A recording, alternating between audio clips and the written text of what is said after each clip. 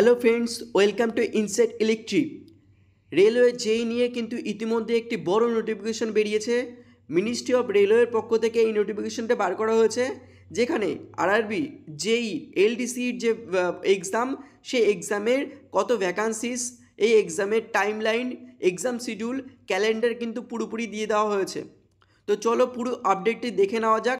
তবে অবশ্যই এখানে একটা প্রশ্ন থাকছে, যেসব ছাত্রছাত্রীরা দীর্ঘদিন ধরে ওয়েট করে আছো ডিরেক্ট রিক্রুটমেন্টের কাপ ওপেন রিক্রুটমেন্টের, তবে সেই ভ্যাকান্সিস কি কমে যাবে এই নোটিফিকেশনের ফলে কিংবা এই এক্সামের ফলে? তো এই সব কিছু নিয়ে কিন্তু আজকে আলোচনা করা হবে, সমস্ত ডাউট ক্লিয়ার করা হবে।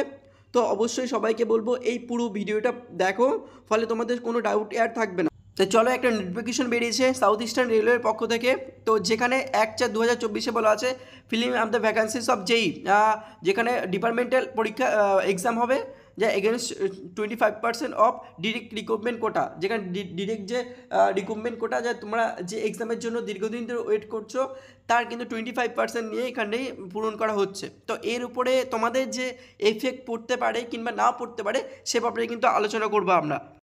দেখুন, এখানে সেন্ট্রালাইজ কম্পিউটার বেস টেস্ট বা সিসিবিটি ফর ডিপার্টমেন্টাল সেকশন যেই, যেখানে 3টে লেটার দেওয়া আছে। এখানে বলা আছে the railway board vide letter under 1 and 2 has advice to adopt a centralise computer base test for departmental LDC. তো এখানে বলা আছে সিম্পলি যে এলডিসির যে পরীক্ষাটা হবে সেটা এখন টোটাল সেন্ট্রালাইজড হয়ে গেছে। দ্যাট মিন্স যে পরীক্ষাটাকে ডিপার্টমেন্টাল নিত, ডিভিশন বাই ডিভিশন নিত, এটা টোটালটাই কিন্তু সেন্ট্রালাইজড ব্যাচ হয়ে গেছে, যেখানে কিন্তু টোটাল তোমার স্ট্রিক্টলিভাবে যে টাইমলাইনগুলো দিয়েছে সেগুলো ফলো করতে বলেছে। তো এখানে যে কথাটা, যে এলডিসি যেটা আগে কোনো ডিভিশনাল হতো, এটা কিন্তু সেন্ট্রালাইজ হয়ে গেছে। এর আগে আমরা দেখেছি জিডিসি যে এক্সামটা, যেটা কিন্তু সেন্ট্রালাইজ করে দিয়েছিল, বাট ওরা মাত্র 1 লাখ পরীক্ষা ছাত্রছাত্রী ছিল বা এমপ্লয়ি ছিল, তাদেরটাও কিন্তু ঠিকঠাক মতো নিতে পারে, সেটা কিন্তু ক্যান্সেল হয়ে গেছে। তো এখন এলডিসি এটাও কিন্তু সেন্ট্রালাইজ করছে, বাট এটা কতখানি কী হবে সেটা বোঝা যাচ্ছে না। বাট যে ব্যাপারটা দাঁড়ালো, যে এর আগে 15% যেটা তোমার ডিরেক্টলি তোমার ডিরেক্ট কোটা থেকে চলে গেছে 15%, আর এখন কিন্তু 25% এখান থেকে ক্লিয়ার হচ্ছে। ফলে এর ফলে যে এফেক্ট কিংবা কী এফেক্ট আসবে না সেই ব্যাপারে আরও ক্লিয়ার হবে। তোমরা ভিডিওটা সম্পূর্ণ দেখো। এখানে দেখো পুরো টোটাল এলডিসির টাইমলাইন দিয়ে দিয়েছে, যেখানে tentative vacancy have idea number of কতগুলো ভ্যাকান্সি বেরোবে, যে 5/4-এর মধ্যে 5/4/24 মধ্যে কিন্তু ক্লিয়ার হয়ে যাবে বা ওদের কাছে চলে যাবে। Date of issue of notification date রয়েছে, last date of eligibility list, তার conduct of pre promotional training revise category, এখানে দিয়ে দিয়েছে কন্ডাক্ট অফ সিবিটি। দেখো সিবিটি যে এক্সাম হবে সেটা 30/6/24।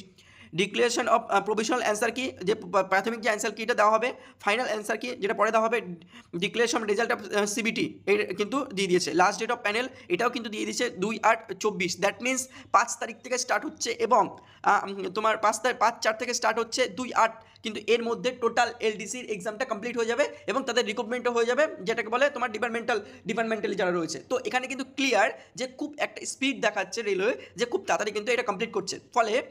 এর ফলে তোমরা কি বুঝতে পারছো, যে এই যে রেলওয়ে খুব তাড়াতাড়ি করে ডিপার্টমেন্টাল এক্সাম নিয়ে তার টোটালটা ভ্যাকান্সিসগুলো পূরণ করছে।